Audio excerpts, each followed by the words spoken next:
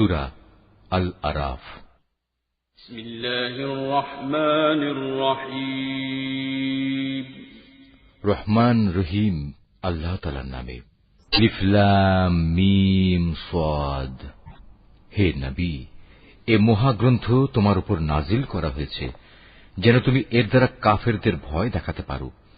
ঈমানদারদের জন্য এটি হচ্ছে একটি স্মরণিকা। অতএব এ ব্যাপারে তোমার মনে যেন কোন প্রকারের সংকীর্ণতা না থাকে।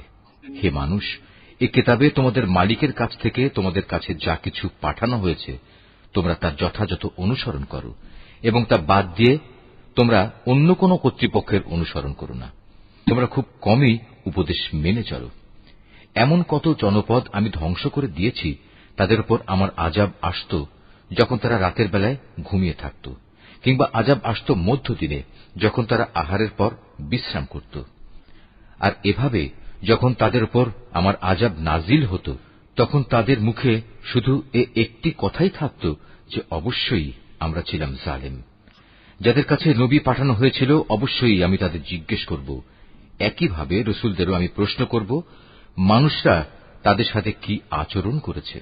অতঃপর আমি আমার নিজস্ব জ্ঞান দ্বারা তাদের প্রত্যেকের কাছে প্রত্যেকের কার্যাবলী খুলে খুলে বর্ণনা করব, কারণ আমি তো সেখানে অনুপস্থিত ছিলাম না। সেদিন পাপ পুণ্যের পরিমাপ ঠিকভাবেই করা হবে।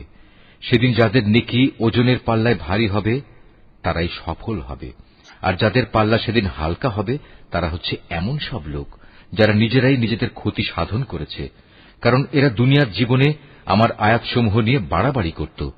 আমি তোমাদের এই জমিনের উপর প্রতিষ্ঠিত করেছি, এজন্য আমি তাতে তোমাদের জন্য সব ধরনের জীবিকার ব্যবস্থাও করে দিয়েছি, কিন্তু তোমরা আমার নিয়ামতের খুব কমই শুকর আদায় করে থাকো।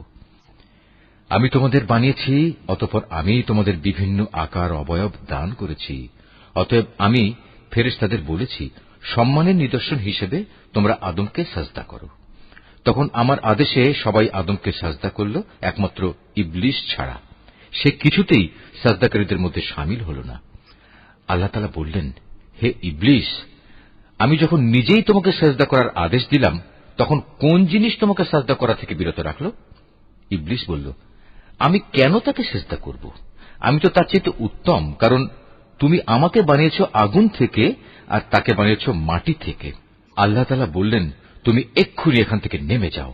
এখানে বসে অহংকার করবে এটা তোমার পক্ষে কখনো সাজে না। যাও, এখান থেকে বেরিয়ে যাও, কেননা তুমি অপমানিতদেরই একজন। সে বলল, হে আল্লাহ, তুমি আমাকে সেদিন পর্যন্ত শয়তানি করার অবকাশ দাও যেদিন এ আদম সন্তানদের পুনরায় কবর থেকে ওঠানো হবে। আল্লাহ তাআলা বললেন, হ্যাঁ, যাও, যাদের অবকাশ দেওয়া হয়েছে তুমিও তাদের একজন। সে বলল, যেহেতু তুমি এ আদমের জন্যই আমাকে পথভ্রষ্ট করলে, তাই আমিও এদের গুমরাহ করার জন্য অবশ্যই তোমার প্রদর্শিত প্রতিটি সরল পথের বাঁকে বাঁকে ওঁত পেতে বসে থাকব। অতঃপর তাদের পথভ্রষ্ট করার জন্য আমি তাদের কাছে অবশ্যই আসব তাদের সামনের দিক থেকে, তাদের পেছন দিক থেকে, তাদের ডান দিক থেকে, তাদের বাঁ দিক থেকে। ফলে তুমি এদের অধিকাংশ লোককেই তোমার নিয়ামতের প্রতি কৃতজ্ঞতা আদায়কারী হিসেবে দেখতে পাবে না। আল্লাহ তাআলা বললেন, বের হয়ে যাও তুমি এখান থেকে অপমানিত ও বিতাড়িত অবস্থায়। আদম সন্তানের যারাই তোমার অনুসরণ করবে তাদের এবং তোমাদের সবাইকে দিয়ে নিশ্চয়ই আমি জাহান্নাম পূর্ণ করে দেব। আল্লাহ তাআলা আদমকে বললেন, তুমি এবং তোমার সঙ্গিনী জান্নাতে বসবাস করতে থাকো এবং এর যেখান থেকে যা কিছু চাও তা তোমরা খেতে পারো, কিন্তু এ গাছটির কাছেও যেও না, গেলে তোমরা উভয়ই জালেমদের মধ্যে শামিল হয়ে যাবে। অতঃপর শয়তান তাদের দুজনকেই কুমন্ত্রণা দিল যেন সে তাদের নিজেদের লজ্জাস্থানসমূহ, যা তাদের পরস্পরের কাছ থেকে গোপন করে রাখা হয়েছিল, প্রকাশ করে দিতে পারে। সে তাদের আরো বলল, তোমাদের মালিক তোমাদের এই গাছটির কাছে যাওয়া থেকে তোমাদের যে বারণ করেছেন তার উদ্দেশ্য এছাড়া আর কিছুই নয় যে সেখানে গেলে তোমরা উভয়ই ফেরেশতা হয়ে যাবে, অথবা এর ফলে তোমরা জান্নাতে চিরস্থায়ী হয়ে যাবে। সে তাদের কাছে কসম করে বলল, আমি অবশ্যই তোমাদের উভয়ের জন্য তোমাদের হিতাকাঙ্ক্ষীদের একজন। ভাবে সে এদের দুজনকেই প্রতারণার জালে আটকে ফেলল। অতঃপর একসময় যখন তারা উভয়ই সেই গাছ ও তার ফল আস্বাদন করল, তখন তাদের লজ্জাস্থানসমূহ তাদের উভয়ের সামনে খুলে গেল। সাথে সাথে তারা জান্নাতের বিভিন্ন লতাপাতা নিজেদের উপর জড়িয়ে নিজেদের গোপন স্থানসমূহ ঢাকতে শুরু করল। তাদের মালিক তখন তাদের ডাক দিয়ে বললেন, আমি কি তোমাদের উভয়কে এই গাছটির কাছে যাওয়া থেকে নিষেধ করিনি, এবং আমি কি তোমাদের একথা বলে দেইনি যে শয়তান হচ্ছে তোমাদের উভয়ের প্রকাশ্য দুশমন? নিজেদের ভুল বুঝতে পেরে তারা দুজনেই বলে উঠল, হে আমাদের মালিক, আমরা আমাদের নিজেদের উপর জুলুম করেছি। তুমি যদি আমাদের মাফ না করো তাহলে অবশ্যই আমরা চরম ক্ষতিগ্রস্তদের দলে সামিল হয়ে যাব। তারা বললেন, এবার তোমরা সবাই এখান থেকে নেমে যাও। আজ থেকে তোমরা ও শয়তান চিরদিনের জন্য একে অপরের দুশমন। সুনির্দিষ্ট সময় পর্যন্ত পৃথিবীতে থাকার উদ্দেশ্যে তোমাদের জন্য সেখানে বসবাসের জায়গা ও জীবন সামগ্রীর ব্যবস্থা থাকবে। আল্লাহ তাআলা আরো বললেন, তোমরা সেখানেই জীবন যাপন করবে, সেখানেই তোমরা মৃত্যুবরণ করবে এবং সেখান থেকেই তোমাদের পুনরায় বের করে আনা হবে। হে আদম সন্তানরা, আমি তোমাদের উপর পোশাক সংক্রান্ত বিধান পাঠিয়েছি, যাতে করে এর দ্বারা তোমরা তোমাদের গোপন স্থানসমূহ ঢেকে রাখতে পারো এবং নিজেদের সৌন্দর্যও ফুটিয়ে তুলতে পারো। তবে আসল পোশাক হচ্ছে কিন্তু তাকওয়ার, আল্লাহর ভয় জাগ্রতকারী পোশাক। আর এটা হচ্ছে উত্তম পোশাক এবং এটা আল্লাহর নিদর্শনসমূহেরও একটি অংশ। এর উদ্দেশ্য হচ্ছে যাতে করে মানুষরা এর থেকে শিক্ষা গ্রহণ করতে পারে। হে আদমের সন্তানরা, শয়তান যেভাবে তোমাদের পিতামাতাকে জান্নাত থেকে বের করে দিয়েছে, তেমনি করে তোমাদেরও সে যেন প্রতারিত করতে না পারে। শয়তান তাদের উভয়ের দেহ থেকে তাদের পোশাক খুলে ফেলেছিল, যাতে করে তাদের উভয়ের গোপন স্থানসমূহ উভয়ের কাছে উন্মুক্ত হয়ে পড়ে। মূলত সে নিজে এবং তার সঙ্গী সাথীরা তোমাদের এমন সব স্থান থেকে দেখতে পায় যেখান থেকে তোমরা তাদের দেখতে পাও না। যারা আমাকে বিশ্বাস করে না তাদের জন্য শয়তানকে আমি অভিভাবক বানিয়ে দিয়েছি। অবস্থা হচ্ছে তারা যখন কোনো অশ্লীল আচরণ করে তখন তারা বলে, আমরা আমাদের পূর্বপুরুষদেরও এর উপর পেয়েছি, স্বয়ং আল্লাহ তাআলাই আমাদের এর নির্দেশ দিয়েছেন। হে নবী, তুমি বলো, আল্লাহ তাআলা কখনো অশ্লীল কিছুর হুকুম দেন না। তোমরা কি আল্লাহ তাআলা সম্পর্কে এমন কিছু বলছো যার ব্যাপারে তোমরা কিছুই জানো না? তুমি আরো বলো, আমার মালিক তো শুধু ন্যায় ইনসাফের আদেশ দিচ্ছেন। তার আদেশ হচ্ছে প্রতিটি ইবাদতেই তোমরা তোমাদের লক্ষ্য স্থির রাখবে, তাকেই তোমরা ডাকো, জীবন বিধান একান্তভাবে তার জন্যই খালেস করে। যেভাবে তিনি তোমাদের প্রথম সৃষ্টি করেছেন সেভাবেই তোমাদের আবার সৃষ্টি করা হবে। অতঃপর একদল লোককে তিনি সঠিক পথ দেখিয়েছেন, আর দ্বিতীয় দলটির উপর গুমরাহি ও বিদ্রোহ ভালোভাবেই চেপে বসেছে। এরাই পরবর্তী পর্যায়ে আল্লাহ তাআলাকে বাদ দিয়ে শয়তানদের নিজেদের অভিভাবক বানিয়ে নিয়েছে। এ সত্ত্বেও তারা নিজেদের সঠিক পথের উপর মনে করে। হে আদম সন্তানরা, তোমরা প্রতিটি ইবাদতের সময়ই তোমাদের সৌন্দর্যমণ্ডিত পোশাক গ্রহণ করো, তোমরা খাও এবং পান করো, তবে কোনো অবস্থাতেই অপচয় করো না, কেননা আল্লাহ তাআলা অপচয়কারীদের কখনো পছন্দ করেন না। হে নবী, তুমি বলো, আল্লাহ তাআলার দয়া, সৌন্দর্যমণ্ডিত পোশাক এবং পাক পবিত্র জিনিস খাবার খাওয়া তোমাদের জন্য কে হারাম করেছে? এগুলো তো আল্লাহ তাআলা স্বয়ং নিজেই তার বান্দাদের জন্য বের করে এনেছেন। তুমি বলো, এগুলো হচ্ছে সাধারণত পার্থিব পাওনা, কিন্তু কিয়ামতের দিন বিশেষভাবে এগুলো ঈমানদারদের জন্য নির্দিষ্ট থাকবে। এভাবেই আমি জ্ঞানী সমাজের জন্য আমার আয়াতসমূহ খুলে খুলে বর্ণনা করি। তুমি এদের বলো, হ্যাঁ, আমার মালিক যা কিছু হারাম করেছেন তা হচ্ছে যাবতীয় প্রকাশ্য ও অপ্রকাশ্য অশ্লীল কাজ এবং গুনাহ ও অন্যায়ভাবে বাড়াবাড়ি করা। তিনি আরো হারাম করেছেন আল্লাহর সাথে অন্য কাউকে শরীক করা, যার ব্যাপারে তিনি কখনো কোনো সনদ নাজিল করেননি, এবং আল্লাহ তাআলা সম্পর্কে তোমাদের এমন সব বাজে কথা বলা যার ব্যাপারে তোমাদের কোনোই জ্ঞান নেই। প্রত্যেক জাতির জন্যই তার উত্থান পতনের একটি সুনির্দিষ্ট মেয়াদ রয়েছে। যখন তাদের সে মেয়াদ আসবে তখন তারা এক দণ্ড বিলম্বও করবে না, তেমনি তারা এক মুহূর্ত এগিয়েও আসবে না।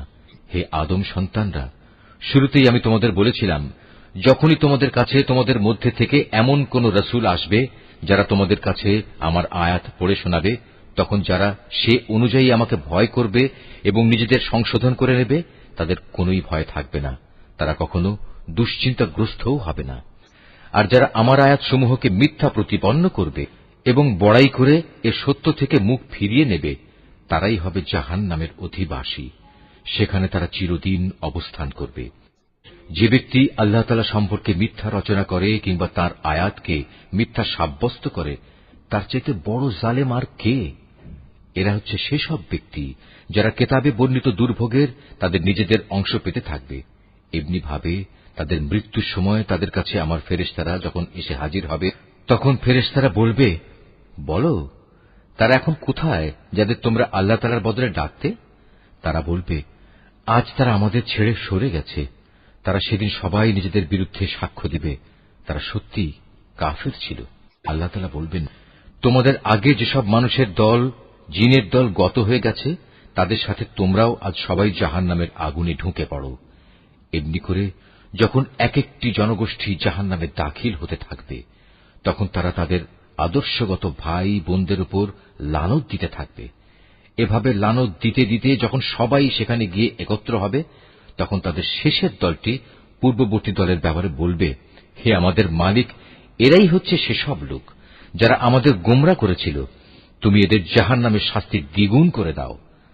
আল্লাহ তাআলা বলবেন, আজ তোমাদের প্রত্যেককেই দ্বিগুণ শাস্তি দেওয়া হবে, কিন্তু তোমরা তো অনুধাবনই করতে না। অবশ্যই যারা আমার আয়াতসমূহকে অস্বীকার করেছে এবং দম্ভ ভরে তা থেকে মুখ ফিরিয়ে নিয়েছে, তাদের জন্য কখনো রহমত ভরা আসমানের দুয়ার খুলে দেওয়া হবে না, যতক্ষণ পর্যন্ত একটি সূচের ছিদ্র পথ দিয়ে একটি উট প্রবেশ করতে না পারবে, ততক্ষণ পর্যন্ত এরা জান্নাতে প্রবেশ করতে পারবে না। আমি এভাবেই অপরাধীদের প্রতিফল দিয়ে থাকি। সেদিন তাদের জন্য নিচের বিছানাও হবে জাহান্নামের, আবার জাহান্নামই হবে তাদের উপরের আচ্ছাদন। এভাবেই জালেমদের আমি প্রতিফল দিয়ে থাকি। অপরদিকে যারা আমার উপর ঈমান এনেছে এবং নেক আমল করেছে, আমি তাদের কারো উপর তাদের সাধ্যের বাইরে দায়িত্বভার অর্পণ করি না। এই নেক লোকেরাই হচ্ছে জান্নাতের অধিবাসী, তারা সেখানে চিরদিন থাকবে। তাদের মনের ভেতর পরস্পরের বিরুদ্ধে যে ঘৃণা বিদ্বেষ লুকিয়েছিল, তা আমি সেদিন বের করে ফেলে দেব। তাদের জন্য নির্দিষ্ট জান্নাতের পাদদেশ দিয়ে ঝর্ণাধারা প্রবাহিত হবে। এসব দেখে তারা বলবে, সমস্ত প্রশংসা আল্লাহ তাআলার জন্য, যিনি আমাদের এ পুরস্কারের স্থানটি দেখিয়েছেন। আল্লাহ তাআলা আমাদের হেদায়েতের পথ না দেখালে আমরা নিজেরা কিছুতেই হেদায়েত পেতাম না। আমাদের মালিকের রসুলরা এক নির্ভুল বিধান নিয়ে এসেছিল। এ সময় তাদের জন্য ঘোষণা দেয়া হবে, আজ তোমাদের এক মহান জান্নাতের মালিক করে দেয়া হল, আর এটা হচ্ছে সেসব কার্যক্রমের প্রতিফল যা তোমরা দুনিয়ার জীবনে করে এসেছ। এরপর জান্নাতের অধিবাসীরা জাহান্নামী লোকদের ডেকে বলবে, আমরা তো আমাদের মালিকের জান্নাত সংক্রান্ত ওয়াদা সত্য পেয়েছি। তোমরা কি তোমাদের মালিকের ওয়াদাসমূহ সঠিক পাওনি? তারা বলবে, হ্যাঁ। অতঃপর একজন ঘোষণাকারী এসে ঘোষণা করবে, জালেমদের উপর আল্লাহ তাআলার লানত হোক। যারা মানুষদের আল্লাহ তাআলার পথ থেকে বিরত রাখতে চাইত এবং শুধু বাঁকা পথ খুঁজে বেড়াত, আর তারা শেষ বিচারের দিনকেও অস্বীকার করত। জান্নাত ও জাহান্নাম উভয়ের মাঝে একটি দেয়াল থাকবে। এই দেয়ালের উঁচু স্থানের উপর থাকবে আর এক দলের কিছু লোক, যারা সেখানে আনিত প্রতিটি ব্যক্তিকে তাদের নিজ নিজ চিহ্ন অনুযায়ী চিনতে পারবে। তারা জান্নাতের অধিবাসীদের ডেকে বলবে, তোমাদের উপর শান্তি বর্ষিত হোক। এরা যদিও তখন পর্যন্ত জান্নাতে প্রবেশ করেনি, কিন্তু প্রতি মুহূর্তে এরা সেখানে প্রবেশ করার আগ্রহ পোষণ করছে। অতঃপর যখন তাদের দৃষ্টি জাহান্নামের অধিবাসীদের আযাবের দিকে ফিরিয়ে দেয়া হবে, তখন তারা বলবে, হে আমাদের মালিক, তুমি আমাদের এ জালিম সম্প্রদায়ের অন্তর্ভুক্ত করো না। অতঃপর পার্থক্য নির্ণয়কারী সে দেয়ালের উঁচু স্থানে অবস্থানকারী ব্যক্তিরা জাহান্নামের কিছু লোককে, যাদের তারা কোনো বিশেষ লক্ষণের ফলে চিনতে পারবে, ডেকে বলবে, তোমাদের দলবল কোনোটাই তো আজ কাজে এলো না, না কাজে এলো তোমাদের অহংকার যা তোমরা করতে। অপরদিকে আজ চেয়ে দেখো মোমেনদের প্রতি, এরা কি সেসব লোক নয় যাদের ব্যাপারে তোমরা কসম করে বলতে, আল্লাহ তাআলা এদের তার রহমতের কোনো অংশই দান করবেন না, অথচ আজ এদেরকেই আল্লাহ তাআলা বলেছেন, তোমরা সবাই জান্নাতে প্রবেশ করো, তোমাদের কোনোই ভয় নেই, না তোমরা দুঃখিত হবে।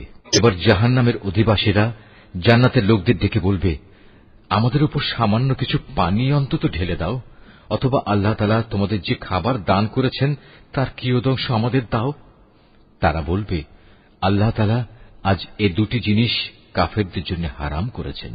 যারা দিনকে খেল তামাশায় পরিণত করে রেখেছিল এবং পার্থিব জীবন তাদের প্রতারণার জালে আটকে রেখেছিল, তাদের আজ আমি ঠিক সেভাবেই ভুলে যাব যেভাবে তারা আমার সামনাসামনি হওয়ার এই দিনটিকে ভুলে গেছে এবং আমার আয়াতসমূহ অস্বীকার করেছে। আমি তাদের কাছে এমন একটি কিতাব পৌঁছে দিয়েছিলাম যা আমি বিশদ জ্ঞান দ্বারা সমৃদ্ধ করে বর্ণনা করেছি। যারা এর উপর ঈমান আনবে, এ কিতাব হবে তাদের জন্য সুস্পষ্ট হেদায়েত ও রহমত। এরা কি চূড়ান্ত কোন পরিণামের জন্য অপেক্ষা করছে, যেদিন সত্যি সত্যিই সে পরিণাম তাদের কাছে আসবে? সেদিন যারা ইতিপূর্বে এ দিনটিকে ভুলে গিয়েছিল, তারা বলবে, অবশ্যই আমাদের মালিকের পক্ষ থেকে আমাদের রাসূলরা এদিনের সত্য প্রতিশ্রুতি নিয়েই এসেছিল। আমাদের জন্য আজ কোন সুপারিশকারী কি আছে যারা আমাদের পক্ষে আল্লাহর কাছে কিছু বলবে? অথবা এমন কি হবে যে আমাদের পুনরায় দুনিয়ায় ফিরিয়ে দেয়া হবে, যাতে আমরা সেখানে গিয়ে ভিন্ন ধরনের কিছু করে আসতে পারি যা আমরা আগে কখনো করিনি? মূলত এরাই হচ্ছে সেসব লোক যারা নিজেরা নিজেদের ক্ষতি সাধন করেছে এবং দুনিয়ায় তারা যা কিছু মিথ্যা রচনা করত তাও তাদের কাছ থেকে আজ হারিয়ে গেছে। অবশ্যই তোমাদের মালিক আল্লাহ তাআলা, যিনি 6 দিনে আসমান সমূহ ও জমিন সৃষ্টি করেছেন, অতঃপর তিনি আরশের উপর অধিষ্ঠিত হন। তিনি রাতের আবরণকে দিনের উপর ছেয়ে দেন, যেন তা একে অন্যকে দ্রুত গতিতে অনুসরণ করে। তিনি সৃষ্টি করেছেন সূরজ, চাঁদ ও তারাসমূহ। মূলত এর সব কটিকেই আল্লাহ তাআলার বিধানের অধীনে করে রাখা হয়েছে। জেনে রেখো, সৃষ্টি যেহেতু তাঁর, সুতরাং এর উপর ক্ষমতাও চলবে একমাত্র তাঁর। সৃষ্টিকুলের মালিক আল্লাহ তাআলা অত্যন্ত দয়ালু ও বরকতময়। অতএব তোমরা একান্ত বিনয়ের সাথে ও চুপিসারে শুধু তোমাদের মালিক আল্লাহ তাআলাকেই ডাকো। অবশ্যই তিনি তাঁর রাজত্বে যারা বাড়াবাড়ি করে তাদের পছন্দ করেন না। আল্লাহর জমিনে একবার তাঁর শান্তি স্থাপনের পর তাতে তোমরা বিপর্যয় সৃষ্টি করো না। তোমরা ভয় ও আশা নিয়ে একমাত্র আল্লাহ তাআলাকেই ডাকো। অবশ্যই আল্লাহর রহমত নেক লোকদের অতি নিকটে রয়েছে। তিনিই মহান আল্লাহ, যিনি বাতাসকে বৃষ্টি ও রহমতের আগাম সুসংবাদবাহী হিসেবে জনপদের দিকে পাঠান। শেষ পর্যন্ত যখন সে বাতাস পানির ভারী মেঘমালা বহন করে চলতে থাকে, তখন আমি তাকে একটি মৃত জনপদের দিকে পাঠিয়ে দিই। অতঃপর সে মেঘ থেকেই আমি পানি বৃষ্টি বর্ষণ করি। অতঃপর তা দিয়ে জমিন থেকে আমি সব ধরনের ফলমূল বের করে আনি। এভাবে আমি মৃতকেও জীবন থেকে বের করে আনব। সম্ভবত এ থেকে তোমরা কিছু শিক্ষা গ্রহণ করতে পারবে। উৎকৃষ্ট জমিন, তা থেকে তার মালিকের আদেশে উৎকৃষ্ট ফসলই উৎপন্ন হয়। আর যে জমিন বিনষ্ট হয়ে গেছে, তা কঠোর পরিশ্রম ব্যতীত কিছুই উৎপন্ন করে না। এভাবেই আমি আমার নিদর্শনসমূহ স্পষ্ট করে বর্ণনা করি এমন এক জাতির জন্য যারা আমার নিয়ামতের কৃতজ্ঞতা জ্ঞাপন করে। আমি নূহকে তার জাতির কাছে পাঠিয়েছি। অতঃপর সে তাদের বলল, হে আমার জাতির লোকেরা, তোমরা আল্লাহ তাআলার দাসত্ব কবুল করো। তিনি ছাড়া তোমাদের আর কোনো মাবুদ নেই। আমি তোমাদের উপর এক কঠিন দিনের আযাবের আশঙ্কা করছি। তার জাতির নেতারা বলল, হে নূহ, আমরা দেখতে পাচ্ছি তুমি এক সুস্পষ্ট গুমরাহিতে নিমজ্জিত রয়েছ। সে বলল, হে আমার সম্প্রদায়ের লোকেরা, আমার মধ্যে কোনোই গুমরাহি নেই। আমি তো হচ্ছি সৃষ্টিকুলের মালিক আল্লাহর পক্ষ থেকে আসা একজন রাসূল। আমার কাজ হচ্ছে আমি আমার মালিকের বাণীসমূহ তোমাদের কাছে পৌঁছে দেব এবং সে মতে তোমাদের শুভ কামনা করব। আখিরাত সম্পর্কে আমি আল্লাহ তাআলার কাছ থেকে এমন কিছু কথা জানি যা তোমরা জানো না। তোমরা কি এতে আশ্চর্যান্বিত হচ্ছ যে তোমাদের উপর তোমাদেরই মতো একজন মানুষের মাধ্যমে আল্লাহ তাআলার বাণী এসেছে, যাতে করে সে তোমাদের আযাব সম্পর্কে সতর্ক করে দিতে পারে? ফলে তোমরা সময় থাকতে সাবধান হবে এবং আশা করা যায় এতে করে তোমাদের উপর দয়া করা হবে। অতঃপর তারা তাকে মিথ্যা প্রতিপন্ন করল। আমি তাকে এবং তার সাথে যারা নৌকায় আরোহণ করেছিল তাদের সবাইকে আযাব থেকে উদ্ধার করেছি। আর যারা আমার আযাবসমূহকে মিথ্যা বলেছে তাদের আমি পানিতে ডুবিয়ে দিয়েছি। এরা ছিল গোঁড়া অন্ধ। আমি আদ জাতির কাছে পাঠিয়েছিলাম তাদেরই এক ভাই হুদকে। সে তাদের বলল, হে আমার জাতি, তোমরা এক আল্লাহ তাআলার দাসত্ব স্বীকার করো। তিনি ছাড়া তোমাদের দ্বিতীয় কোনো ইলাহ নেই। তোমরা কি তাকে ভয় করবে না? তার জাতির সর্দাররা যারা তাকে অস্বীকার করেছে তারা বলল, আমরা তো দেখছি তুমি নির্বুদ্ধিতায় লিপ্ত আছো এবং আমরা মনে করি তুমি মিথ্যাবাদীদেরই একজন। সে বলল, হে আমার সম্প্রদায়ের লোকেরা, আমার সাথে কোন রকম নির্বুদ্ধিতা জড়িত নেই, বরং আমি হচ্ছি সৃষ্টিকুলের মালিক আল্লাহ তাআলার পক্ষ থেকে আগত একজন রাসূল। আমার দায়িত্ব হচ্ছে আমি আমার মালিকের কাছ থেকে আসা বাণীসমূহ তোমাদের কাছে পৌঁছে দেব। আমি তোমাদের একজন বিশ্বস্ত শুভাকাঙ্ক্ষী। তোমরা কি এটা দেখে বিস্মিত হচ্ছ যে তোমাদের কাছে তোমাদেরই মতো একজন মানুষের মাধ্যমে তোমাদের মালিকের কাছ থেকে তোমাদের আযাবের ভয় দেখানোর জন্য সুস্পষ্ট বাণী এসেছে? স্মরণ করো কিভাবে আল্লাহ তাআলা তোমাদের নূহের পর এই জমিনের খলিফা বানিয়েছেন এবং অন্যান্য সৃষ্টির চাইতে তিনি তোমাদের বেশি ক্ষমতা দান করেছেন। অতএব হে আমার জাতি, তোমরা আল্লাহ তাআলার অনুগ্রহগুলো স্মরণ করো। আশা করা যায় তোমরা সাফল্য অর্জন করতে পারবে। তারা হুদকে বলল, তুমি কি আমাদের কাছে এজন্য এসেছ যে আমরা কেবল এক আল্লাহর ইবাদত করব এবং আমাদের পূর্বপুরুষরা যাদের বন্দেগী করেছে তাদের একেবারে বাদ দিয়ে দেব? এটাই যদি হয় তাহলে নিয়ে এসো আমাদের কাছে সে আযাব যার ব্যাপারে তুমি আমাদের এত ভয় দেখাচ্ছ, যদি তুমি সত্যবাদী হও। বলল, তোমাদের উপর তোমাদের মালিকের পক্ষ থেকে আযাব ও ক্রোধ তো নির্ধারিত হয়েই আছে। তোমরা কি আমার সাথে সে মিথ্যা মাবুদের নামগুলোর ব্যাপারে বিতর্কে লিপ্ত হতে চাও যা তোমরা এবং তোমাদের বাপদাদারা এমনি এমনি রেখে দিয়েছ, যার ব্যাপারে আল্লাহ তাআলা কোন রকম সনদ নাজিল করেননি? অতএব তোমরা অপেক্ষা করো, আমিও তোমাদের সাথে অপেক্ষা করতে থাকব। অতঃপর যখন আযাব এল তখন আমি তাকে এবং তার সাথে যেসব ঈমানদার ব্যক্তি ছিল তাদের আমার রহমত দ্বারা আযাব থেকে বাঁচিয়ে দিলাম, আর যারা আমার আয়াতসমূহকে অস্বীকার করেছে আমি তাদের নির্মূল করে দিলাম। এরা তো আসলে ঈমানদারই ছিল না। সমুদ জাতির কাছে আমি পাঠিয়েছিলাম তাদেরই এক ভাই সালেহকে। সে এসে বলল, হে আমার জাতি, তোমরা এক আল্লাহ তাআলার বন্দেগী করো, তিনি ছাড়া তোমাদের আর কোন ইলাহ নেই।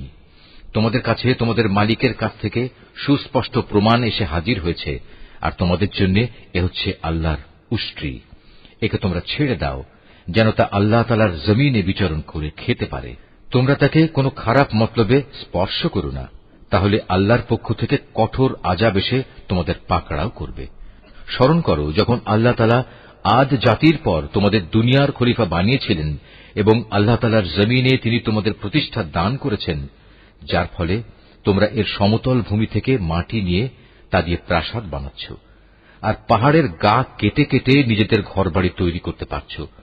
অতএব তোমরা আল্লাহ তাআলার এসব জ্ঞান ও প্রকৌশল সংক্রান্ত নিয়ামত স্মরণ করো এবং কোন অবস্থায় আল্লাহ তাআলার জমিনে বিপর্যয় ঘটিও না।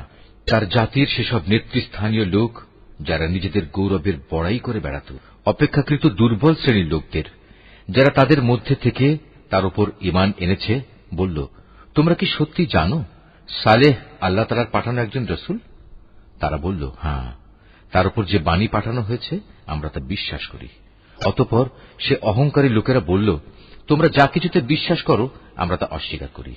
অতএব তারা উষ্ট্রিটিকে মেরে ফেলল এবং এর দ্বারা তারা তাদের মালিকের নির্দেশের স্পষ্ট বিরোধিতা করল এবং তারা বলল, হে সালেহ, আমরা তো উষ্ট্রিটিকে মেরে ফেললাম, যদি তুমি সত্যিই রাসূল হয়ে থাকো তাহলে সে আযাব নিয়ে এসো যার ওয়াদা তুমি আমাদের দিচ্ছ। অতঃপর এক প্রলয়ঙ্কারী ভূমিকম্প তাদের গ্রাস করে ফেলল, ফলে তারা নিজেদের ঘরেই মুখ থুবড়ে পড়ে রইল। অতঃপর সে তাদের কাছ থেকে অন্যদিকে চলে গেল এবং সে নিজের জাতিকে বলল, আমি আমার মালিকের সতর্কবাণী তোমাদের কাছে পৌঁছে দিয়েছিলাম এবং তোমাদের জন্য কল্যাণও কামনা করেছিলাম, কিন্তু তোমরা তো কোনো কল্যাণকামীদের পছন্দই করো না। লূতকেও পাঠিয়েছিলাম যখন সে তার জাতিকে বলেছিল, তোমরা এমন এক অশ্লীলতার কাজ করছ যা তোমাদের আগে সৃষ্টিকুলের আর কেউ কখনো করেনি। তোমরা যৌন তৃপ্তির জন্য নারীদের বাদ দিয়ে পুরুষদের কাছে যাও। আসলে তোমরা হচ্ছ এক সীমা লঙ্ঘনকারী জাতি। তার জাতির কাছে তখন একথা বলা ছাড়া আর কোনো জবাবই ছিল না যে সবাই মিলে তাদের তোমাদের জনপদ থেকে বের করে দাও, কেননা এরা হচ্ছে কতিপয় পাক পবিত্র মানুষ। অতঃপর যখন আমার আযাব এল তখন আমি তাকে এবং তার পরিবার পরিজনকে উদ্ধার করলাম, তার স্ত্রীকে ছাড়া। সে আযাবে কবলিত হয়ে পেছনের লোকদের মধ্যে শামিল থেকে গেল। আমি তাদের উপর প্রচন্ড আযাবের বৃষ্টি বর্ষণ করতে থাকলাম। সুতরাং তুমি ভালো করে চেয়ে দেখো অপরাধী ব্যক্তিদের পরিণাম সেদিন কি ভয়াবহ হয়েছিল। আর মদিয়ানবাসীদের কাছে আমি পাঠিয়েছিলাম তাদেরই এক ভাই শোয়েবকে। সে তাদের বলল, হে আমার জাতি, তোমরা এক আল্লাহ তাআলার বন্দেগী করো, তিনি ছাড়া তোমাদের আর কোনো ইলাহ নেই। তোমাদের কাছে তোমাদের মালিকের পক্ষ থেকে সুস্পষ্ট নিদর্শন এসে গেছে, অতএব তোমরা সে মোতাবেক ঠিক ঠিক মতো পরিমাপ ও ওজন করবে। মানুষদের দেওয়ার সময় কখনো কম দিয়ে তাদের ক্ষতিগ্রস্ত করো না। আল্লাহ তাআলার এ জমিনে শান্তি ও সংস্কার স্থাপিত হওয়ার পর তাতে তোমরা পুনরায় বিপর্যয় সৃষ্টি করো না। তোমরা যদি আল্লাহ তাআলার উপর ঈমান আনো তাহলে এটাই তোমাদের জন্য কল্যাণকর। প্রতিটি রাস্তায় তোমরা এজন্য বসে থেকো না যে তোমরা লোকদের ভীত সন্ত্রস্ত করবে, এবং যারা ঈমান এনেছে তাদের তোমরা আল্লাহ তাআলার পথ থেকে বিরত রাখবে, আর সব সময় অহেতুক দোষ ত্রুটি খুঁজতে থাকবে। স্মরণ করে দেখো, যখন তোমরা সংখ্যায় ছিলে নিতান্ত কম, অতঃপর আল্লাহ তোমাদের সংখ্যা বাড়িয়ে দিলেন। অতএব তোমরা পুনরায় চেয়ে দেখো বিপর্যয় সৃষ্টিকারীদের পরিণাম কি হয়েছিল। আমাকে যে বাণী দিয়ে পাঠানো হয়েছে তার উপর কোন একটি জনগোষ্ঠী যদি ঈমান আনে আর একটি দল যদি তার উপর আদৌ ঈমান না আনে, তাহলে আল্লাহর কি ক্ষতি হবে? অতঃপর তোমরা ধৈর্য ধারণ করো যতক্ষণ না আল্লাহ তাআলা নিজেই আমাদের মাঝে একটা ফয়সালা করে দেন। তিনিই হচ্ছেন উত্তম ফয়সালাকারী। তার সম্প্রদায়ের কিছু নেতৃস্থানীয় লোক যারা বড়াই অহংকার করছিল বলল, হে শুআয়ব, আমরা অবশ্যই তোমাকে এবং তোমার সাথে যারা ঈমান এনেছে তাদের আমাদের জনপদ থেকে বের করে দেব, অথবা তোমাদের আমাদের জাতিতে ফিরে আসতে হবে। সে বলল, যদি আমরা ইচ্ছুক না হই তাহলেও কি তাই হবে? সেখান থেকে আল্লাহ তাআলা আমাদের একবার মুক্তি দেওয়ার পর যদি আমরা আবার তোমাদের জীবনাদর্শে ফিরে আসি, তাহলে আমরা পরিষ্কারভাবে আল্লাহ তাআলার উপর মিথ্যা আরোপ করব। আমাদের পক্ষে এটা কখনো সম্ভব নয় যে আমরা সেখানে ফিরে আসব। হ্যাঁ, আমাদের মালিক যদি আমাদের ব্যাপারে অন্য কিছু চান তাহলে এটা ভিন্ন কথা। অবশ্যই আমাদের মালিকের জ্ঞান সবকিছুর উপর ছেয়ে আছে। আমরা একান্তভাবে আল্লাহ তাআলার উপর নির্ভর করি এবং আমরা বলি, হে আমাদের মালিক, আমাদের এবং আমাদের জাতির মাঝে তুমি সঠিক একটা ফয়সালা করে দাও, কারণ তুমি হচ্ছ সর্বোত্তম ফয়সালাকারী। তার জাতির নেতৃস্থানীয় লোক যারা আল্লাহ তাআলার নবীকে অস্বীকার করেছে, তারা সে জাতির সাধারণ মানুষদের বলল, তোমরা যদি শুআয়বের অনুসরণ করো তাহলে তোমরা খুবই ক্ষতিগ্রস্ত হবে। নবীর কথা অমান্য করার কারণে একটা প্রচন্ড ভূকম্পন এসে তাদের নির্মমভাবে আঘাত করল, আর দেখতে দেখতে তারা সবাই তাদের নিজ নিজ ঘরেই মুখ থুবড়ে পড়ে থাকল। যারা শুআয়বকে অমান্য করল তারা এমনভাবে ধ্বংস হয়ে গেল, মনে হয়েছে এখানে কোনদিন কেউ বসবাসই করেনি। বস্তুত তারাই সেদিন ক্ষতিগ্রস্ত হয়েছে যারা শুআয়বকে অস্বীকার করেছে। এরপর শুআয়ব তাদের কাছ থেকে চলে গেল। যাবার সময় সে বলল, হে আমার জাতি, আমি তোমাদের কাছে আমার মালিকের বাণীসমূহ পৌঁছে দিয়েছিলাম এবং আমি আন্তরিকভাবেই তোমাদের কল্যাণ কামনা করেছিলাম। আমি কেন এমন সব মানুষের জন্য আফসোস করব যারা আল্লাহকেই অস্বীকার করে? আমি কোন জনপদে কোন নবী পাঠিয়েছি, অথচ সেই জনপদে মানুষদের অভাব ও কষ্ট দিয়ে আক্রান্ত করিনি, এমনটি কখনো হয়নি। আশা করা গিয়েছিল এর ফলে তারা আল্লাহ তাআলার কাছে বিনয়াবনত হবে। অতঃপর আমি তাদের দুঃখ কষ্টের জায়গাকে সচ্ছল অবস্থার দ্বারা বদলে দিয়েছি। এমনকি যখন তারা আমার নিয়ামত দ্বারা প্রাচুর্য লাভ করল, তখন তারা আমাকেই ভুলে বসল এবং বলল, সচ্ছলতা ও অসচ্ছলতা তো আমাদের পূর্বপুরুষদের উপর এসেছে। অতঃপর আমি তাদের এমন আকস্মিকভাবে পাকড়াও করলাম যে তারা টেরও পেল না। অথচ যদি সেই জনপদের মানুষগুলো আল্লাহ তাআলার উপর ঈমান আনত এবং আল্লাহ তাআলাকে ভয় করত, তাহলে আমি তাদের উপর আসমান জমিনের যাবতীয় বরকতের দুয়ার খুলে দিতাম। কিন্তু তা না করে তারা আমার নবীকেই মিথ্যা প্রতিপন্ন করল। সুতরাং তাদের কর্মকাণ্ডের জন্য আমি তাদের ভীষণভাবে পাকড়াও করলাম।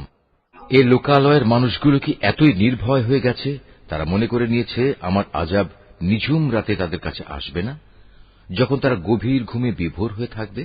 অথবা তারা কি নির্ভয় হয়ে ধরে নিয়েছে যে আমার আযাব তাদের উপর মধ্যদিনে এসে পড়বে না, যখন তারা খেল তামাশায় মত্ত থাকবে? তারা কি আল্লাহ তাআলার কলা কৌশল থেকেও নির্ভয় হয়ে গেছে? অথচ আল্লাহ তাআলার কলা কৌশল থেকে ক্ষতিগ্রস্ত জাতি ছাড়া অন্য কেউই নিশ্চিন্ত হতে পারে না।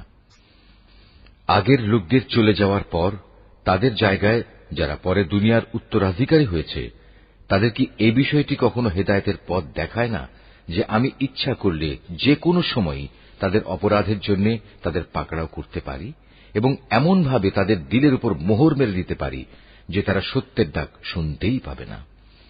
এই যে জনপদসমূহ, যাদের কিছু কিছু কাহিনী আমি তোমাকে শোনাচ্ছি, তাদের কাছে আমার সুস্পষ্ট প্রমাণ নিয়ে রাসূলরা এসেছিল, কিন্তু তারা যে বিষয়টি এর আগে অস্বীকার করেছিল তার উপর ঈমান আনল না। আর এভাবেই আল্লাহ তাআলা অবিশ্বাসী কাফেরদের অন্তরে মোহর মেরে দেন।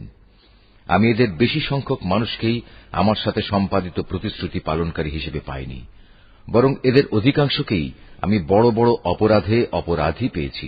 এদের ধ্বংসের পর আমি মূসাকে আমার সুস্পষ্ট নিদর্শন সমূহ দিয়ে ফেরাউন ও তার পারিষদবর্গের কাছে পাঠিয়েছি, কিন্তু তারাও আমার নিদর্শন সমূহের সাথে বাড়াবাড়ি করেছে। আজ তুমি দেখে নাও আমার জমিনে বিপর্যয় সৃষ্টিকারীদের পরিণাম কি হয়েছে। মূসা বলল, হে ফেরাউন, আমি অবশ্যই সৃষ্টিকুলের মালিকের পক্ষ থেকে পাঠানো একজন রসুল। এটা নিশ্চিত আমি আল্লাহ তাআলা সম্পর্কে সত্য ছাড়া অন্য কিছু বলবো না। আমি অবশ্যই তোমাদের মালিকের পক্ষ থেকে সুস্পষ্ট নিদর্শন নিয়ে এসেছি।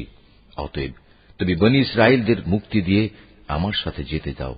ফেরাউন বলল, তুমি যদি সত্যিই তেমন কোন নিদর্শন এনে থাকো এবং তুমি যদি তোমার দাবিতে সত্যবাদী হও, তাহলে তা সামনে নিয়ে এসো। অতঃপর সে তার হাতের লাঠিটি মাটিতে নিক্ষেপ করল, সাথে সাথেই তার প্রকাশ্য একটি অজগরে পরিণত হয়ে গেল। অতঃপর সে বুগল থেকে তার হাত বের করল, সাথে সাথে তা উৎসাহী দর্শকদের জন্য চমকাতে লাগল। তা দেখে ফেরাউনের জাতির প্রধান ব্যক্তিরা বলল, এই তো দেখছি আসলেই একজন সুদক্ষ জাদুকর। আসলে এ ব্যক্তি তোমাদের সবাইকে তোমাদের নিজেদের দেশ থেকেই বের করে দিতে চায়। এ পরিস্থিতিতে তোমরা কি করবে ভাবছ? অতঃপর তারা ফেরাউনকে বলল, আপাতত তাকে এবং তার ভাইকে কিছুদিনের জন্য এমনি থাকতে দাও, এবং এ সুযোগে তোমরা শহরে বন্দরে সরকারি সংগ্রাহক পাঠিয়ে দাও, যেন তারা দেশের সকল দক্ষ জাদুকরদের অবিলম্বে তোমার কাছে এনে হাজির করে। সিদ্ধান্ত মোতাবেক জাদুকররা যখন ফেরাউনের কাছে এল, তখন তারা বলল, আমরা যদি আজ মূসার মোকাবেলায় বিজয়ী হই, তবে আমাদের জন্য পুরস্কারের ব্যবস্থা থাকবে তো? সে বলল, হ্যাঁ, তা তো অবশ্যই, এবং তোমরাই হবে দরবারের ঘনিষ্ঠতম ব্যক্তিদের অন্যতম। এবার জাদুকররা বলল, হে মূসা, জাদুর বান তুমি আগে নিক্ষেপ করবে, না আমরা আগে তা নিক্ষেপ করব? সে বলল, তোমরাই বরং আগে নিক্ষেপ করো। অতঃপর তারা তাদের জাদুর বান নিক্ষেপ করে মানুষদের দৃষ্টি শক্তির ওপর জাদু করে ফেলল। এতে করে তারা মানুষদের ভীত আতঙ্কিত করে তুলল। তারা সেদিন সত্যি সত্যিই বড় জাদুমন্ত্র নিয়ে হাজির হয়েছিল। অতঃপর আমি মূসার কাছে ওহী পাঠালাম এবং তাকে বললাম, এবার তুমি জমিনে তোমার লাঠিটি নিক্ষেপ করো। নিক্ষিপ্ত হবার সাথে সাথেই তা জাদুকরদের অলিক বানোয়াটগুলোকে গ্রাস করে ফেলল। অতঃপর সত্য প্রতিষ্ঠিত হয়ে গেল, আর তারা যা কিছু বানিয়ে এনেছিল তা মিথ্যা প্রতিপন্ন হল। সেখানে তারা সবাই পরাভূত হল এবং তারা লাঞ্ছিত হয়ে ফিরে গেল। অতঃপর সত্যের সামনে জাদুকরদের অবনত করে দেয়া হল। তারা সবাই সমস্বরে বলে উঠল, আমরা সৃষ্টিকুলের মালিকের উপর ঈমান আনলাম, যিনি মূসা ও হারুনের মালিক। ঘটনার এই আকস্মিক মোড় পরিবর্তন দেখে ফেরাউন বলল, এ কি, আমি তোমাদের কোন রকম অনুমতি দেওয়ার আগেই তোমরা তার উপর ঈমান আনলে? আসলে আমি বুঝতে পারলাম এ ছিল তোমাদের নিশ্চিত একটা ষড়যন্ত্র। এ নগরে বসেই তোমরা তা পাকিয়েছ, যাতে করে তার অধিবাসীদের তোমরা সেখান থেকে বের করে দিতে পারো। অচিরেই তোমরা এই বিদ্রোহের পরিণাম জানতে পারবে। আমি তোমাদের একদিকের হাত ও অন্যদিকের পাগুলো কেটে ফেলব, এরপর আমি তোমাদের সবাইকে শুলে চড়াব। তারা বলল, আমরা তো একদিন আমাদের মালিকের কাছে ফিরে যাবই, তাই আমরা তোমার শাস্তির পরোয়া করি না। তুমি আমাদের কাছ থেকে এ কারণেই এই প্রতিশোধ নিচ্ছ যে আমাদের মালিকের নিদর্শন সমূহ যা তার কাছ থেকে আমাদের কাছে এসে পৌঁছেছে, আমরা তার উপর ঈমান এনেছি। আমরা আল্লাহ তাআলার কাছে প্রার্থনা করি, হে আমাদের মালিক, তুমি আমাদের ধৈর্য ধারণ করার ক্ষমতা দাও এবং তোমার অনুগত বান্দা হিসেবে তুমি আমাদের মৃত্যু দিও। জাতির সর্দাররা তাকে বলল, তুমি কি মূসা ও তার দলবলকে এই জমিনে বিপর্যয় সৃষ্টি করার জন্য এমনিই ছেড়ে দিয়ে রাখবে এবং তারা তোমাকে ও তোমার দেবতাদের এভাবে বর্জন করেই চলবে? সে বলল, না, তা কখনো হবে না। আমি অচিরেই তাদের ছেলেদের হত্যা করে ফেলব এবং তাদের মেয়েদের আমি জীবিত রাখব। নিঃসন্দেহে আমি তাদের উপর বিপুল ক্ষমতায় ক্ষমতাবান। মূসা এবার তার জাতিকে বলল, তোমরা আল্লাহর কাছে সাহায্য চাও এবং ধৈর্য ধারণ করো। মনে রেখো, অবশ্যই এ জমিন হচ্ছে আল্লাহ তাআলার। তিনি নিজ বান্দাদের মাঝে যাকে চান তাকেই এ জমিনের ক্ষমতা দান করেন। চূড়ান্ত সাফল্য তাদের জন্যই, যারা আল্লাহ তাআলাকে ভয় করে। তারা মূসাকে বলল, তুমি আমাদের কাছে নবী হয়ে আসার আগেও আমরা নির্যাতিত হয়েছিলাম, আর এখন তুমি আমাদের কাছে আসার পরও আমরা একইভাবে নির্যাতিত হচ্ছি। এর কি কোনো শেষ হবে না? মূসা বলল, হ্যাঁ, হবে।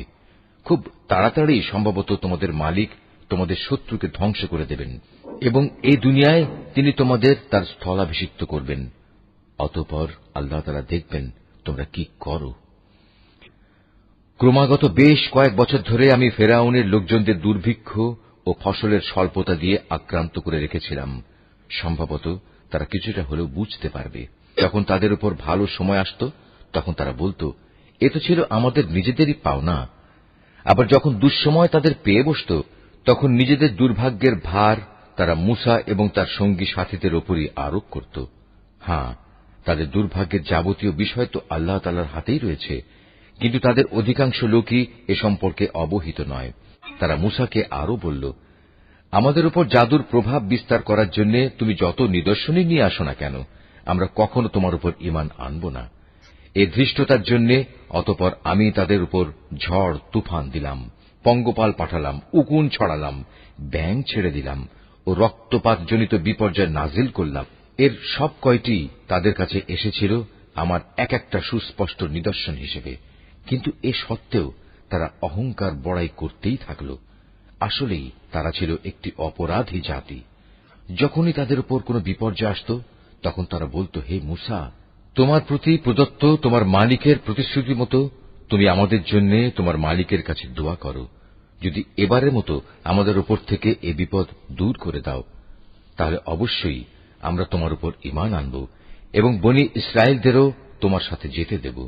অতঃপর যখনই তাদের উপর থেকে একটি নির্দিষ্ট সময়ের জন্য, যে সময়টুকু সেজন্য নির্ধারিত ছিল, সে বালা মুসিবত আমি অপসারণ করে নিতাম, তখন সাথে সাথেই তারা ওয়াদা ভঙ্গ করে ফেলত। অতঃপর আমি তাদের কাছ থেকে প্রতিশোধ নিলাম, তাদের আমি অতল সাগরে ডুবিয়ে দিলাম, কেননা তারা আমার নিদর্শন সমূহকে মিথ্যা প্রতিপন্ন করেছিল এবং আমার এ শাস্তি থেকে তারা উদাসীন হয়ে গিয়েছিল। এবার আমি তাদের সত্যি সত্যি ক্ষমতার আসনে বসিয়ে দিলাম।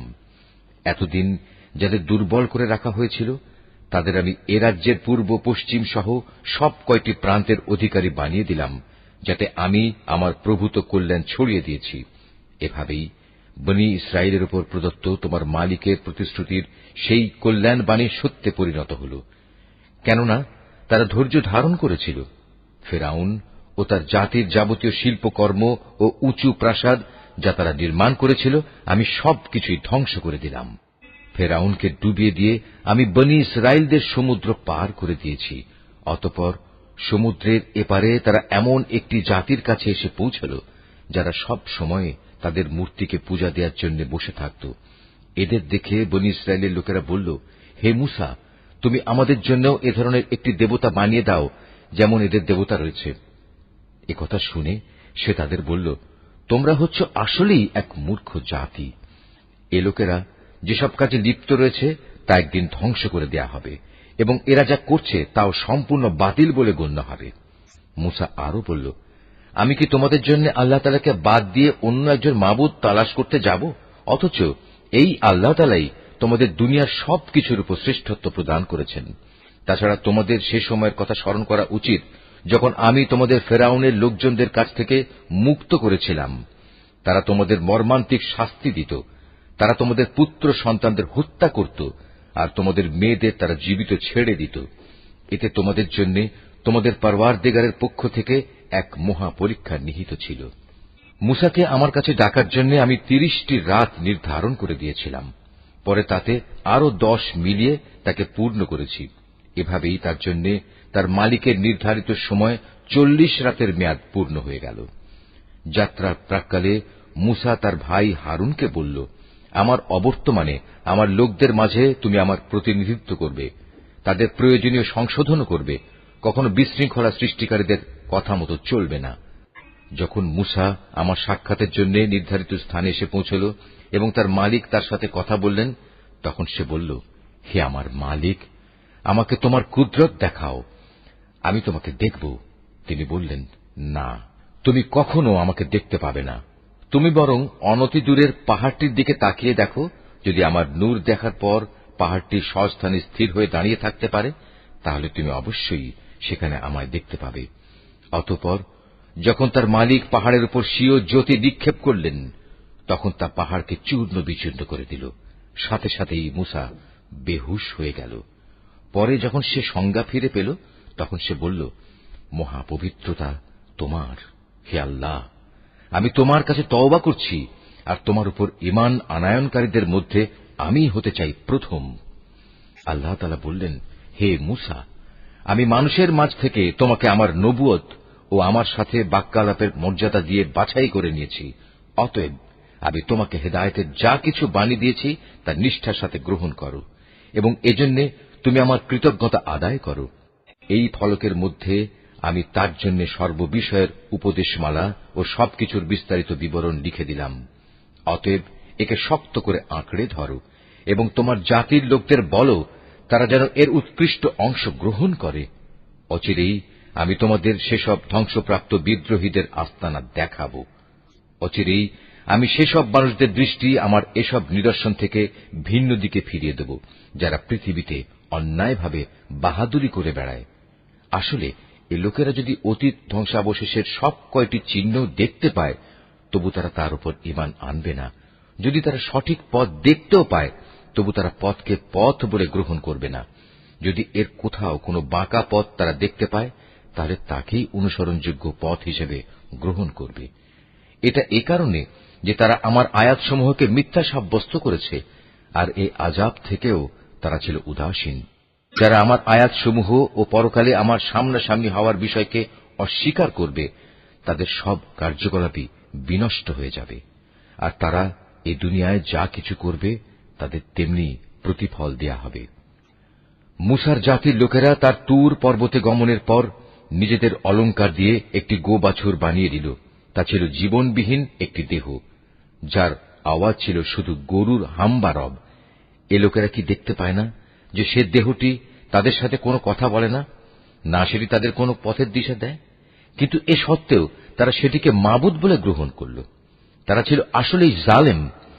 অতঃপর যখন তারা অনুতপ্ত হল এবং নিজেরা এটা দেখতে পেল যে তারা আসলেই গুমরা হয়ে গেছে, তখন তারা বলল, আমাদের মালিক যদি আমাদের উপর দয়া না করেন এবং গোবাছুরকে মাবুদ বানানোর জন্য যদি তিনি আমাদের ক্ষমা না করেন, তাহলে আমরা নিশ্চিত ধ্বংস হয়ে যাব। কিছুদিন পর মূসা যখন ক্রুদ্ধ ও ক্ষুব্ধ হয়ে নিজের লোকজনদের কাছে ফিরে এল, তখন সে এসব কথা শুনে বলল, আমার তুর পর্বতে যাওয়ার পর তোমরা কি জঘন্য কাজই না করেছ।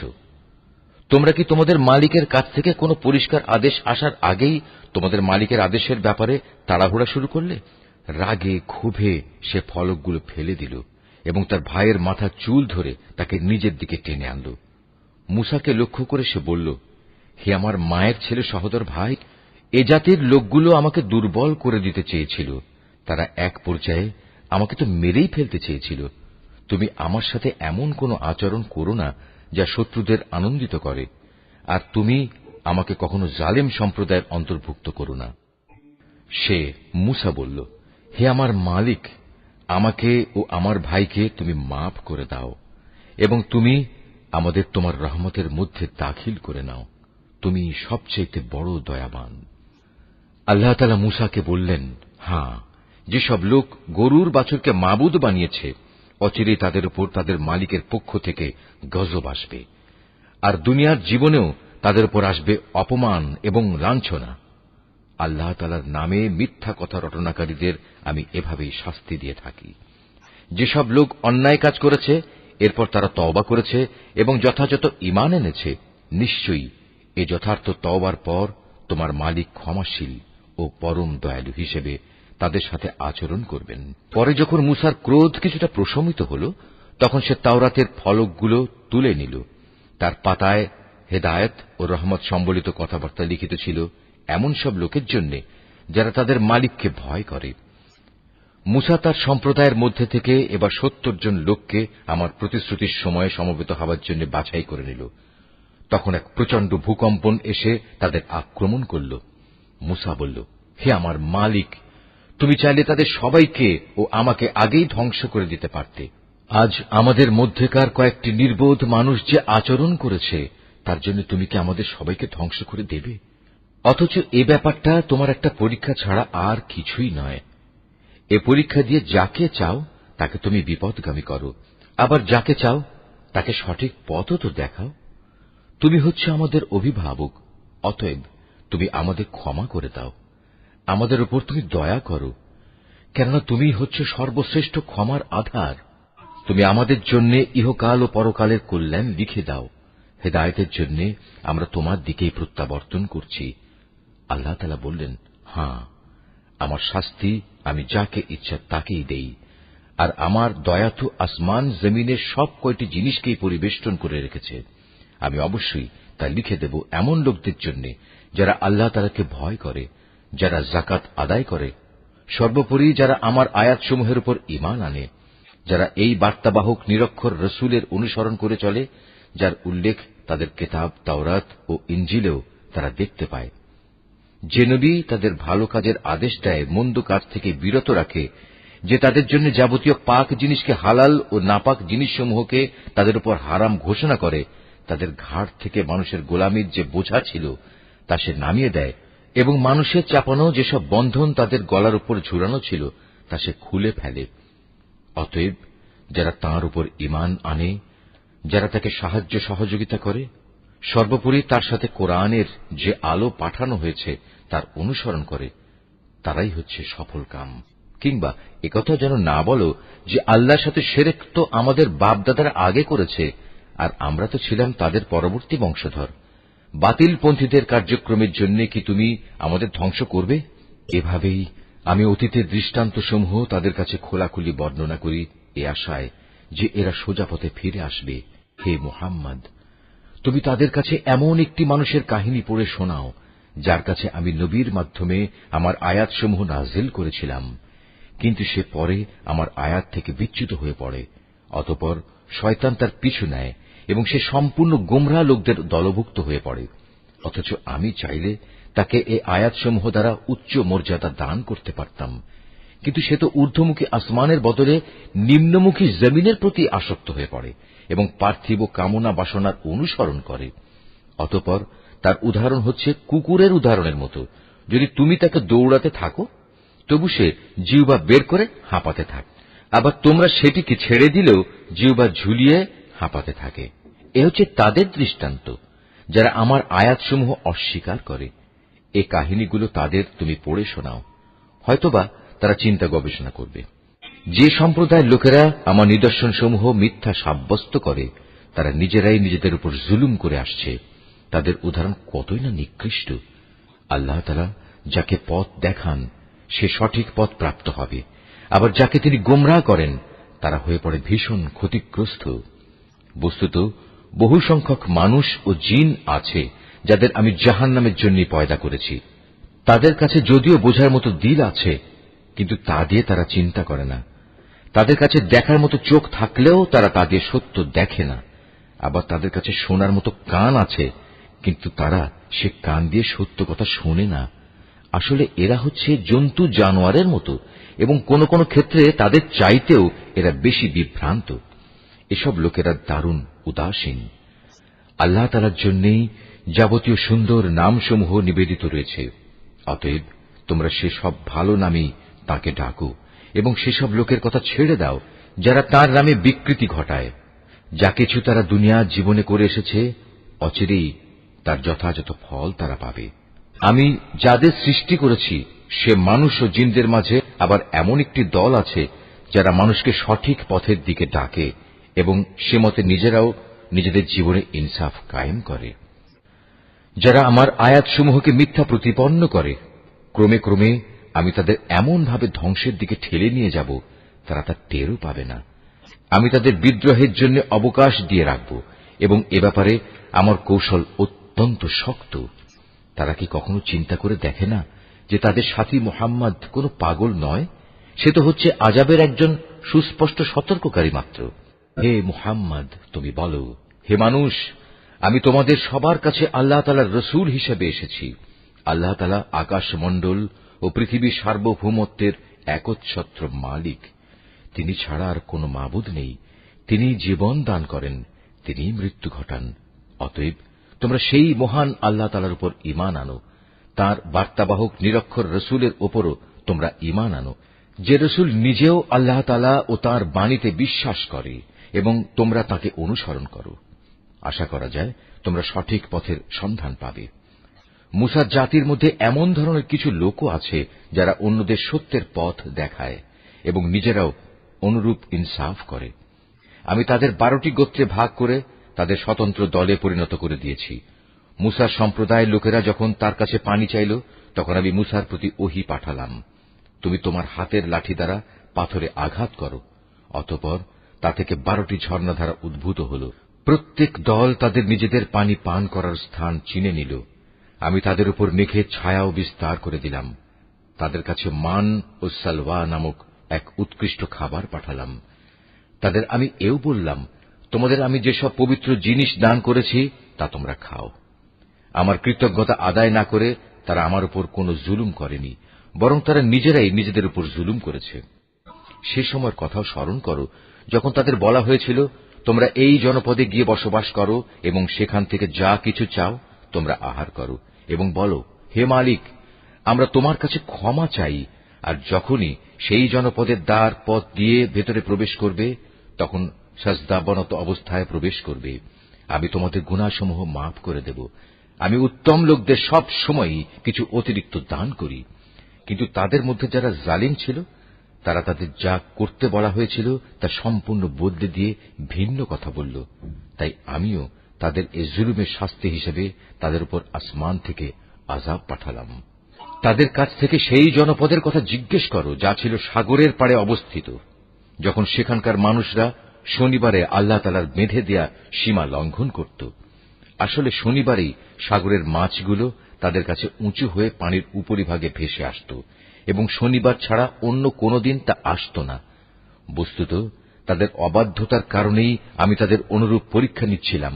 আরো স্মরণ করো যখন তাদের একদল লোক এও বলছিল, তোমরা এমন একটি দলকে কেন উপদেশ দিতে যাচ্ছ যাদের আল্লাহ তাআলা ধ্বংস করতে যাচ্ছেন, অথবা গুনাহের জন্য আল্লাহ তাআলা যাদের কঠোর শাস্তি দিতে যাচ্ছেন।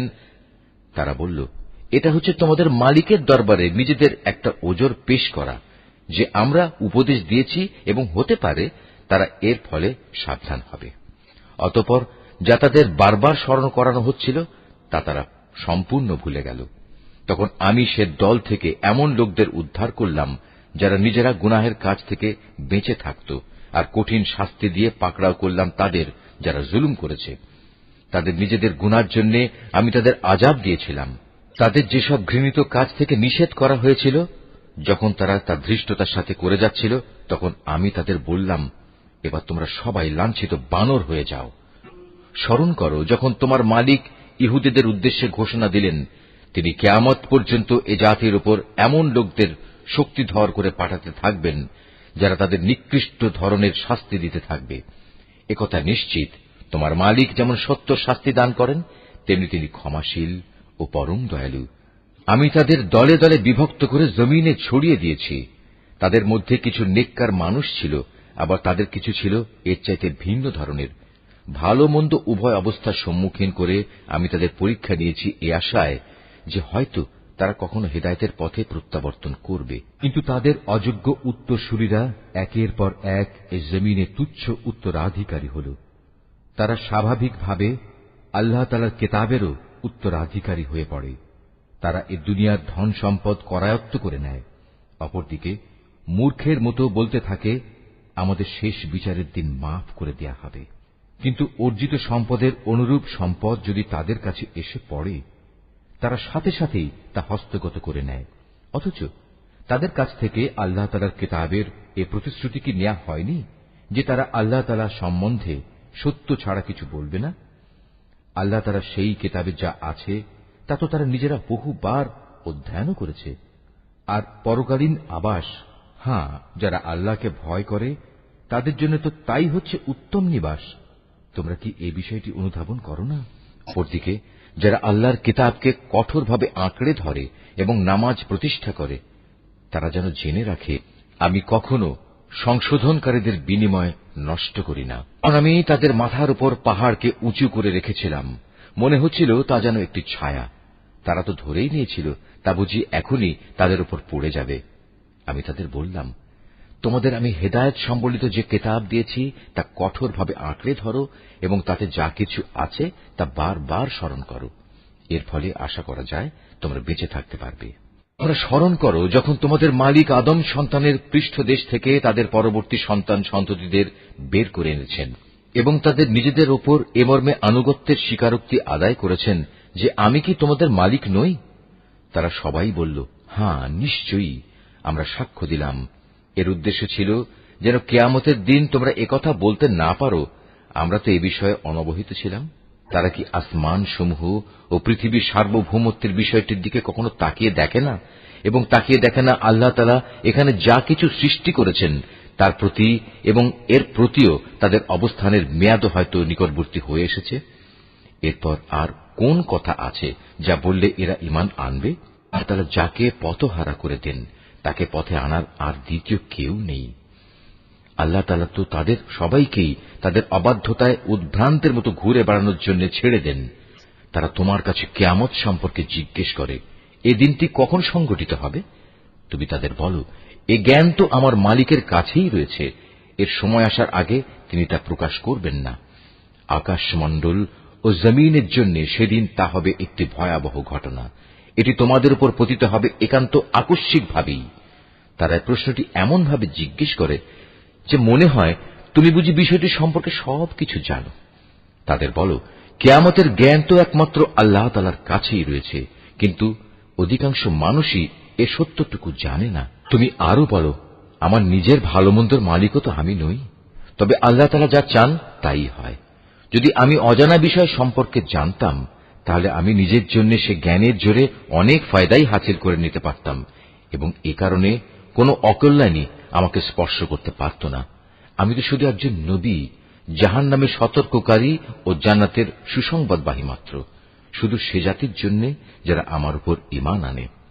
তিনিই সেই আল্লাহ তাআলা যিনি তোমাদের একটি প্রাণ থেকে পয়দা করেছেন এবং পরবর্তী পর্যায়ে তার থেকে তিনি তার জুড়ি বানিয়েছেন যেন তার জুড়ির কাছে গিয়ে সে পরম শান্তি লাভ করতে পারে।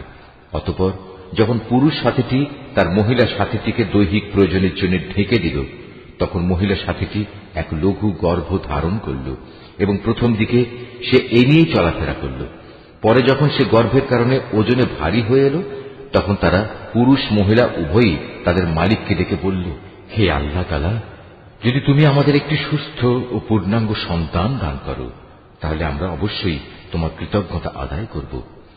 পরে সত্যিই যখন তিনি তাদের উভয়কে একটি নিখুঁত সন্তান দান করলেন, তখন তারা যা কিছু সন্তানের আকারে আল্লাহর পক্ষ থেকে তাদের দেয়া হয়েছে সে ব্যাপারেই অন্যদের শরীক বানিয়ে নিল। আল্লাহ তাআলা তাদের শরীক বানানো থেকে অনেক পবিত্র। এরা কি আল্লাহ তাআলার সাথে এমন কিছুকে শরীক মনে করে যারা কিছুই সৃষ্টি করতে পারে না, বরং তাদের নিজেদেরই সৃষ্টি করা হয়। তারা তাদের কাউকে কোন রকম সাহায্য করতে সক্ষম নয় এবং তারা নিজেদেরও কোন রকম সাহায্য করতে পারে না। তোমরা যদি এ মূর্খ লোকদের হেদায়েতের পথের দিকে আহ্বান করো, তারা তোমাদের কথা শুনবে না। তাই তোমরা তাদের হেদায়েতের পথে ডাকো কিংবা চুপ করে থাকো, উভয়টাই তোমাদের জন্য সমান কথা। তাদেরকে বাদ দিয়ে তোমরা যাদের সাহায্যের জন্য ডাকো তারা তো তোমাদের মতোই কতিপয় বান্দা। তোমরা তাদের ডেকেই দেখো না। তোমরা তোমাদের দাবিতে সত্যবাদী হলে তাদের উচিত তোমাদের ডাকে সাড়া দেয়া। তাদের কি কোনো পা আছে যার উপর ভর দিয়ে তারা চলতে পারে? অথবা তাদের কি কোনো ক্ষমতাধর হাত আছে যা দিয়ে তারা সবকিছু ধরতে পারে? কিংবা তাদের কোনো চোখ আছে যা দিয়ে তারা সবকিছু দেখতে পারে? কিংবা আছে তাদের কোনো কান যা দিয়ে তারা শুনতে পারে? তুমি বলো, তোমরা ডাকো তোমাদের শরীকদের, এরপর তোমরা আমার বিরুদ্ধে ষড়যন্ত্র করো। ষড়যন্ত্র করার সময় আমাকে কোনো অবকাশও দিও না। তুমি তাদের বলো, নিশ্চয়ই আমার অভিভাবক হচ্ছেন একমাত্র আল্লাহ, যিনি কিতাব নাজিল করেছেন। তিনি হামেশাই ভালো লোকদের অভিভাবকত্ব করেন। আল্লাহ তাআলাকে বাদ দিয়ে যাদের তোমরা ডাকো তারা তোমাদের কোন রকম সাহায্য করতে সক্ষম নয়, এমনকি তারা নিজেদেরও কোন রকম সাহায্য করতে পারে না। তোমরা যদি কখনো তাদের হেদায়েতের পথে আসার আহ্বান জানাও তবে তারা শুনতেই পাবে না। কথা বলার সময় যদিও তুমি দেখছ তারা তোমার দিকেই চেয়ে আছে, কিন্তু এরা সত্য দেখতেই পায় না। হে মুহাম্মদ, এদের সাথে তুমি ক্ষমার নীতি অবলম্বন করো, নেক কাজের আদেশ দাও এবং মূর্খ লোকদের তুমি এড়িয়ে চলো। কখনো যদি শয়তানের কুমন্ত্রণা তোমাকে প্ররোচিত করে, সাথে সাথেই তুমি আল্লাহ তাআলার কাছে আশ্রয় চাও। অবশ্যই তিনি সবকিছু শোনেন এবং সবকিছু জানেন। আল্লাহ তাআলাকে যারা ভয় করে, তাদের যদি কখনো শয়তানের পক্ষ থেকে কুমন্ত্রণা স্পর্শ করে, তবে তারা সাথে সাথেই আত্মসচেতন হয়ে পড়ে। তৎক্ষণাৎ তাদের চোখ খুলে যায়। তাদের কাফের ভাই বন্ধুরা তাদের বিদ্রোহের পথেই টেনে নিয়ে যেতে চায়। অতঃপর তারা চেষ্টার কোনো ত্রুটি করে না। আবার যখন তুমি কিছুদিন তাদের কাছে কোনো আয়াত এনে হাজির না করো, তখন তারা বলে, ভালো হতো যদি তুমি নিজেই তেমন কিছু বেছে না নিতে। তুমি বলো, আমি তো তাই অনুসরণ করি যা আমার মালিকের কাছ থেকে আমার কাছে নাজিল হয়। আরে কোরআন হচ্ছে তোমাদের মালিকের কাছ থেকে নাজিল করা অন্তর্দৃষ্টি সম্পন্ন জ্ঞান। যারা ঈমান এনেছে এ কিতাব তাদের জন্য হেদায়েত ও রহমত। যখন তোমার সামনে কোরআন তেলাওয়াত করা হয়, তখন মনোযোগের সাথে তা শোনো এবং নিশ্চুপ থাকো। আশা করা যায় এর ফলে তোমাদের উপর দয়া করা হবে। হে নবী, তোমার মালিককে স্মরণ করো মনে মনে, সকাল সন্ধ্যায় সবিনয়ে এবং সশঙ্ক চিত্তে। অনুচ্চ স্বরের কথাবার্তা দিয়েও তাকে তুমি স্মরণ করো, কখনো তার স্মরণ থেকে গাফেল হয়েও না। এই আয়াতটি যিনি তেলাওয়াত করবেন এবং যিনি এই আয়াতটির তেলাওয়াত শুনবেন, তাদের সবাইকে এখানে একটি সাজদা আদায় করতে হবে। এটা ওয়াজিব। নিঃসন্দেহে যারা তোমার মালিকের একান্ত সান্নিধ্যে আছে, তারা কখনো অহংকার করে তার ইবাদত থেকে বিরত থাকে না।